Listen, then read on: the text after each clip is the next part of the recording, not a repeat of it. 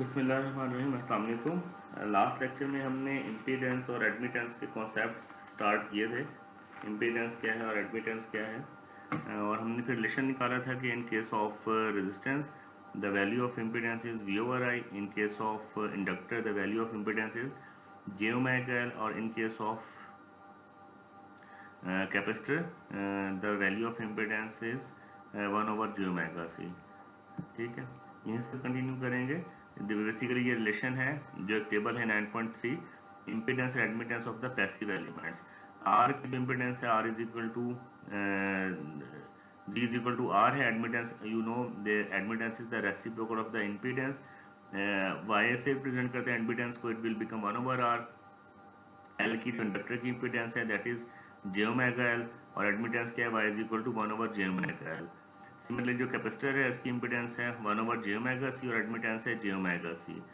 ठीक है, अब जैसे हमने इन केस ऑफ डीसी पढ़ा था कि कैपेसिटर जो इंडक्टर है, it will act as a short circuit for DC.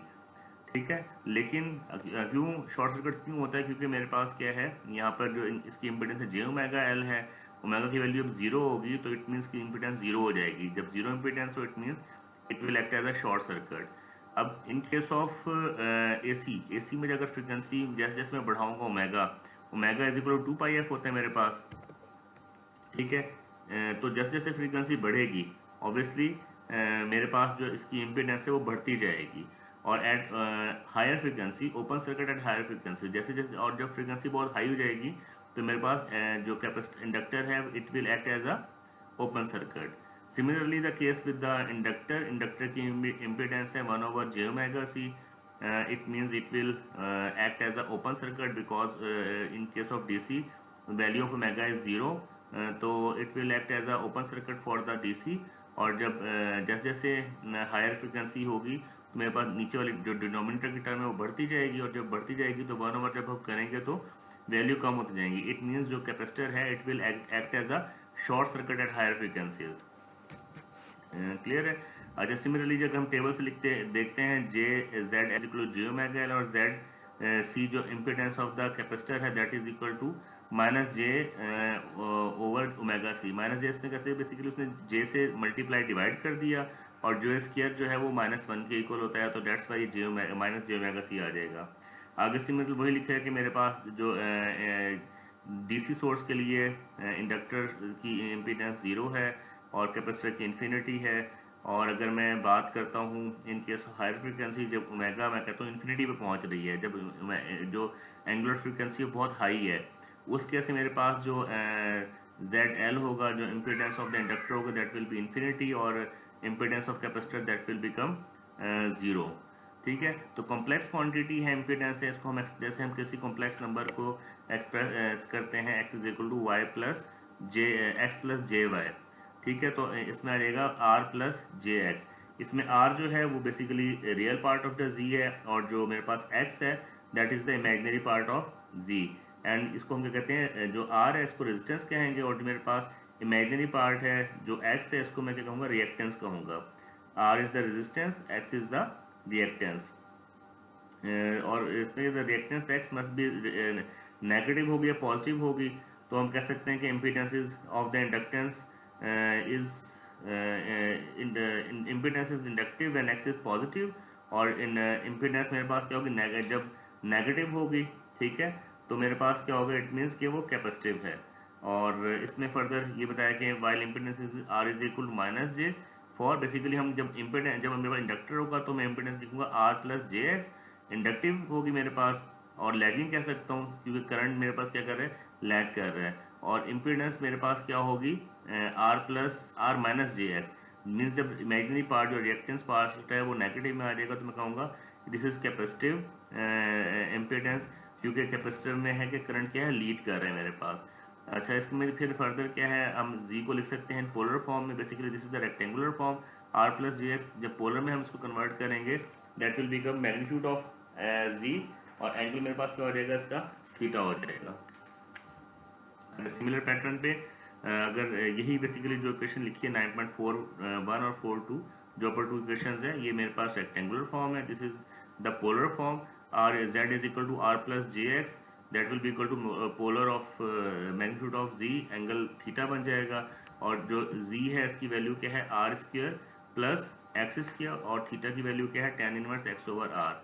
Similarly मैं आर को लिख सकता हूँ मॉड ऑफ, जैसे कि मेरे पास रियल पार्ट है, रियल पार्ट क्या होते हैं मेरे पास, जो हमने बिल्कुल स्टार्ट में से पढ़ा था कि कॉम्प्लेक्स नंबर का z is equal to x plus j y, x is equal to cos part of r cos theta और आर साइन थीटा के हमने पढ़ा था।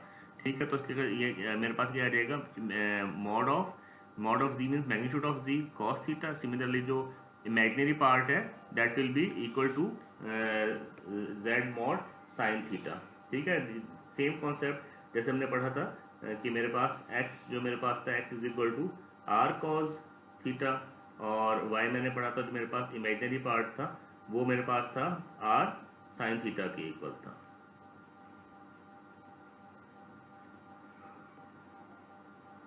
अच्छा, फर्दर क्या admittance, what is the admittance? Admittance is the reciprocal of the impedance. जैसे हमें पता है मेजर्ड इन सीमेंस, मेरे पास जो इम्पीडेंस है वो मैं उसको मेजर करता हूँ ओम्स में, एडमिटेंस को मेजर करूंगा सीमेंस में, that is equal to the 1 over z will be equal to 1 over v. ठीक है, इम्पीडेंस को हम लिखते हैं z plus r plus j x लिखते हैं, इसको हम लिखेंगे g प्लस जे बी। अब उसमें r क्या था, रेजिस्टेंस थी, और मेरे पास जो z थी x था वो रिएक्टेंस थी। सिमिलरली मेरे पास इस केस में जो g है रियल ऑफ y है और इसको कंडक्टेंस कहेंगे, और जो b है इमेजिनरी ऑफ y है इसको हम कहेंगे ससेप्टेंस इसको कह देंगे हम। आगे फर्दर उसने सेम उसी पैटर्न पे उसको सॉल्व किया है, बेसिकली वही कॉन्सेप्ट है जैसे इम्पीडेंस के लिए हमने यूज़ किया है। एग्जाम्पल 9.9 देखते हैं ऑफ योर बुक। एग्जाम्पल 9.9 को क्या कह रहा है कि आपने फाइंड आउट करना है v of t and i of t in the circuit, ये 9.6 जो सर्किट दिया गया है। अब 9.16 में क्या उसने कहा है, फॉर द जो वोल्टेज है मेरे पास v सोर्स क्या है 10 cos 4t।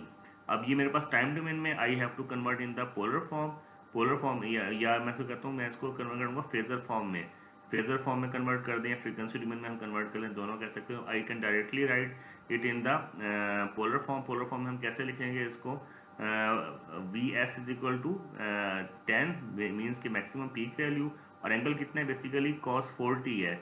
अब इसमें cos बेसिकली जो फॉर्म होती है वो क्या होती है cos omega t plus phi होती है, फाई नहीं दिया, इट मीन एंगल मेरे पास यहाँ क्या है 0 है। इम्पीडेंस की क्या होगी मेरे पास, इम्पीडेंस मेरे पास बेसिकली R और C सीरीज में है, तो impedance will be equal to 5 plus, और जो इम्पीडेंस ऑफ द कैपेसिटर है in frequency domain that can be written as 1 over J omega c, 5 plus 1 over J omega की वैल्यू मुझे पता है यहाँ पर 4 है, C की वैल्यू 0.1 है, तो मेरे पास ये आएगी 5 माइनस जे 2.5 ओम। अच्छा, करंट की वैल्यू क्या होगी, as you know current is equal to v over r. अब v ऑफ s मुझे पता है, z की वैल्यू पता है, एक पोलर में एक रेक्टेंगुलर फॉर्म में है, तो first I will convert these both in the same form, इसको कन्वर्ट कर देंगे हम, इसमें इसने सिंपल 5 माइनस जे 2 ओमेगा से मल्टीप्लाई कर दिया और डिवाइड कर दिया है, 5 प्लस जे ओमेगा से ऊपर नीचे मल्टीप्लाई डिवाइड कर दिया है, ये पोलर रेक्टेंगुलर फॉर्म में आ गया, इसको again I will convert in the rectangular form polar form. अच्छा, वोल्टेज अक्रॉस द कैपेसिटर मेरे पास क्या है, वोल्टेज अक्रॉस द कैपेसिटर मेरे पास है I is equal to V is equal to I Z C, V is equal to I, R simple I जब और जेड की वैल्यू मेरे पास कैपेसिटर इम्पिडेंस की वैल्यू क्या है जे ओमेगा सी, तो मैंने आई जो मेरे पास निकला है यहाँ पर ये पुट कर दिया, जे ओमेगा 4 है, सी की वैल्यू 0.1 है, तो वोल्टेज अक्रॉस कैपेसिटर मेरे पास आ चुका है। अब मैंने सेकंड क्या करना है, अब इसी को मैं कन्वर्ट करूंगा वी ऑफ टी में, बेसिकली ये फ्रीक्वेंसी डोमेन में आया है या फेजर की फॉर्म में आया है, इसको मैं कन्वर्ट कर दूंगा in V of T. V of T में मेरे पास क्या आ जाएगा 4.47 कॉस 4t, बेसिकली यही है v f m cos omega 4 है, और टी मेरे पास फाइव क्या है -63.63 है, और आई ऑफ टी की इक्वेशन में लिख लूँगा from this 1.789 cos omega T 4t plus 26.27 ampere. ठीक है, क्लियर है आपको ये। अच्छा, अब फर्दर जो है जो हमारा यूज़ होगा, प्रैक्टिस प्रॉब्लम है ये आप लोग कर लीजिएगा, सेम उसी पैटर्न पे करना है। इसमें भी हमने वी ऑफ टी और आई ऑफ टी फाइंड आउट करना है। अब सिंपल इन दोनों एग्जाम्पल और प्रैक्टिस प्रॉब्लम में डिफरेंस क्या है कि एग्जाम्पल में मेरे पास यहाँ कैपेसिटर है, यहाँ पर क्या है इंडक्टर आ गए मेरे पास 2.2 हेनरी का, ठीक है। बाकी मेरे पास वी ऑफ एस मेरे पास साइन में है 20 साइन 10t प्लस 30, इसको भी मैं सेम वही पहले इसके पोलर फॉर्म में कन्वर्ट करूँगा और सेम उस देखो जिस तरह एग्जाम्पल की इसको सॉल्व कर लूँगा। नेक्स्ट टॉपिक क्या है, Kirchhoff line frequency domain. Basically जब आप एसी सर्किट्स को का स्टेडी स्टेट रिस्पॉन्स निकालेंगे तो you have to apply Kirchhoff laws जो है आपको वो लिखने पड़ेंगे in time in frequency domain. जैसे मेरे पास केवीएल जो किरचॉफ वोल्टेज लॉ मेरे पास क्या कहते हैं, sum of voltages in a closed loop is equal to zero, या voltage rise is equal to voltage drop, ठीक है। अगर सम ऑफ वोल्टेज में करता हूँ V1 V2 V3 up to Vn is equal to zero है, तो in the sinusoidal steady state हम कैसे करेंगे, ईच वोल्टेज को है हम can be written in cosine form, ठीक है। तो V1 क्या आ जाएगा Vm1 cos omega t plus theta 1, V2 क्या आ जाएगा Vm2 cos omega t plus theta 2 up to Vmn क्या आ जाएगा, ठीक है, Vmn cos omega t plus theta n is equal to zero. अच्छा, ये और इसको जब हम पोलर फॉर्म में कन्वर्ट कर सकते हैं, या फिर हम इसको बेसिकली जो real this can be return कैसे हम लिख सकते हैं, रियल ऑफ Vm1, या इसको हम लिख सकते हैं real of Vm1 E J theta E की J omega T. Similarly second part और थर्ड पार्ट को भी ऐसे लिख सकते हैं। तो इन जनरल हम लिख सकते हैं कि रियल ऑफ V1 और हमने E J omega theta T हमने कॉमन ले लिया, अगर J omega T not equal to zero है तो that will be equal to V1 plus V2 plus Vn is equal to zero. Simple यही है कि मेरे पास V1 V2 जो V of T V1 of T V2 of T means time domain में था, उसको जो हम फ्रीक्वेंसी डोमेन में कन्वर्ट करेंगे तो हम उसको कैपिटल V1 कैपिटल V2 और कैपिटल V3 में लिख देंगे। सिमिलरली हम अगर इसको हम कन्वर्ट करते हैं KCL लगाते हैं किरचॉफ करंट लॉ, उसमें हम जो हम करंट्स लिखते हैं I1 of T I2 of T and so on, वो हम लिख रहे होते हैं इन स्मॉल में लिख रहे होते हैं, I is the function of T. जब उसको कन्वर्ट करेंगे फेजर में तो इसी प्रोसेस के थ्रू मेरे पास वो क्या बनेगा I1 plus I2 plus I3 up to In is equal to zero. Sum of currents is equal to zero, या सम ऑफ करंट एंटरिंग और leaving a node is current leaving the node is equal to current entering the node, ठीक है। अच्छा, next topic आपका है impedance combination. Impedance combination में क्या बता रहा है कि consider the n series connected impedances. आपके पास एक वोल्टेज सोर्स लगा हुआ है, ठीक है। अब देखें V कैपिटल है, it means this is in the frequency domain, और मेरे पास सीरीज में n इम्पीडेंसेस लगी हुई हैं। Z1 के अगेंस्ट वोल्टेज V1 है, Z2 के अगेंस्ट V2 है and so on up to Zn के अगेंस्ट Vn है। तो इक्विवेलेंट इम्पीडेंस का order Z equivalent will be equal to V over I, and Z equivalent क्या है Z1 plus Z2 plus Z3 up to Zn, ठीक है। तो Z equivalent हमने निकाल दिया Z1 plus Z2 plus Z3 up to Zn, ठीक है।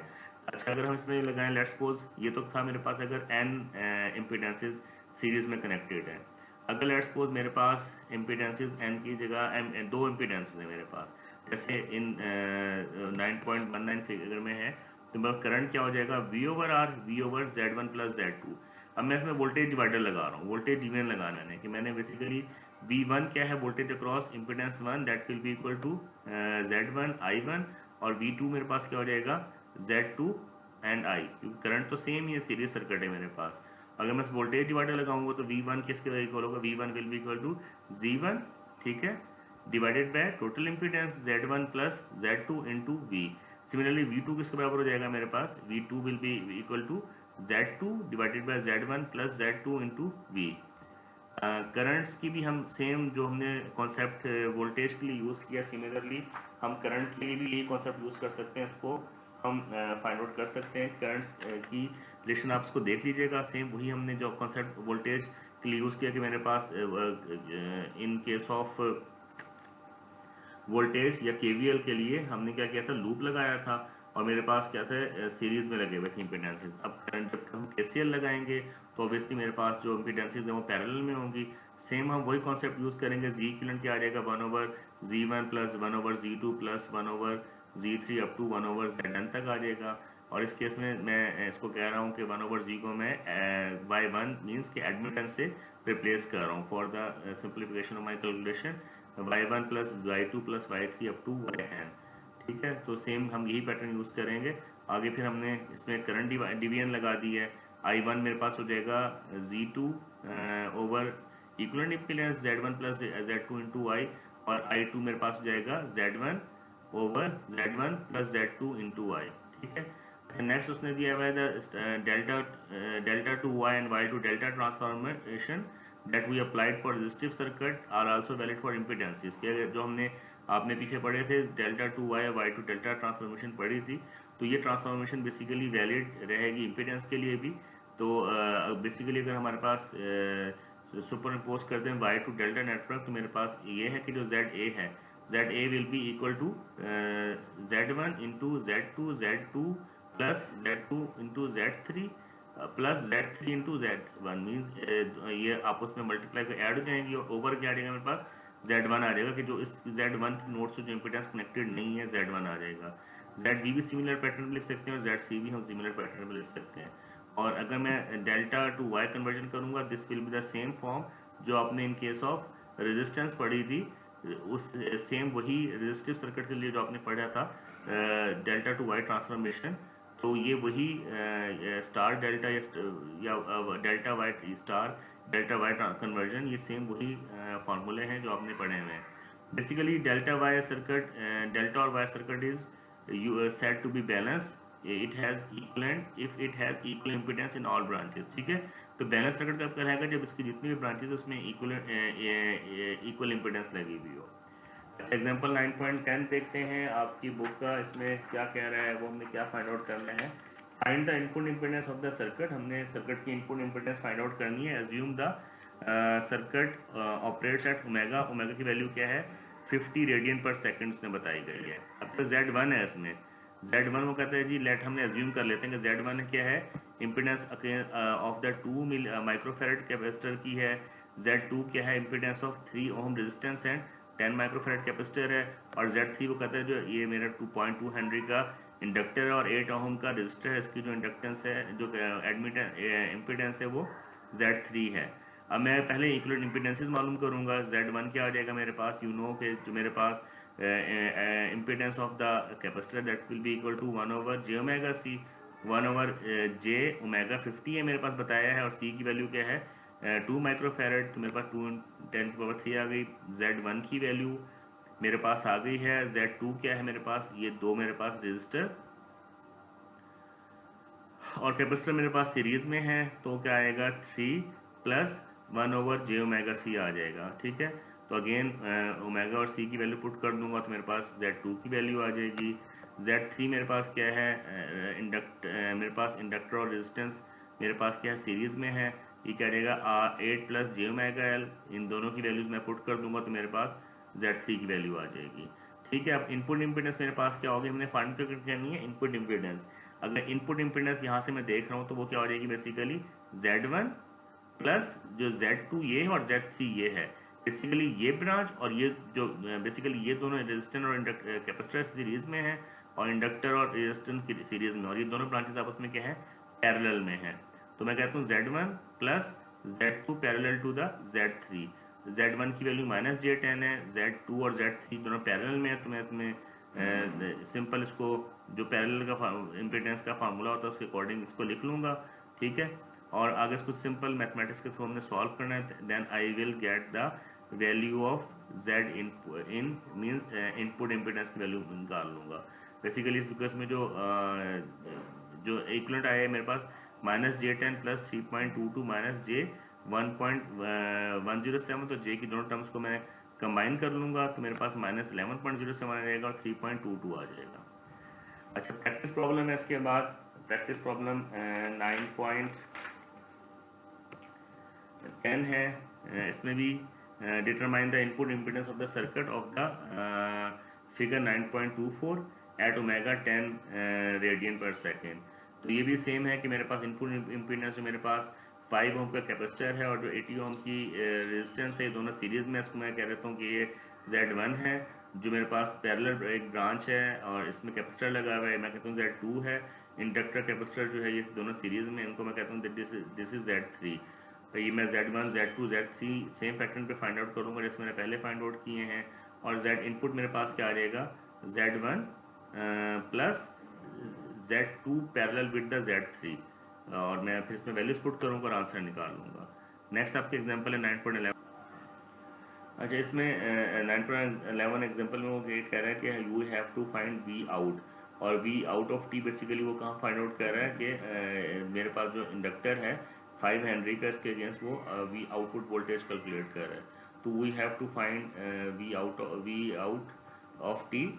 तो सबसे पहले अगर मैं इसको सर्किट को सॉल्व करना है, सबसे पहले जितनी भी मेरे पास टाइम डोमेन में जितनी भी मेरे पास पैरामीटर्स हैं, I have to convert these into the frequency domain. जैसे मेरे पास पहले मेरे पास वोल्टेज सोर्स है, ठीक है, टाइम डोमेन में इसको फ्रीक्वेंसी में कन्वर्ट करूंगा। फ्रीक्वेंसी में कन्वर्ट करने के लिए 20 यही आ जाएगा, और मेरे पास क्या होता है कॉस ओमेगा टी, ओमेगा से पता चल रहा है कि ओमेगा की वैल्यू क्या है 4 है, और प्लस थीटा होता है, तो मेरे पास एंगल कितना है -15 डिग्री आ गया।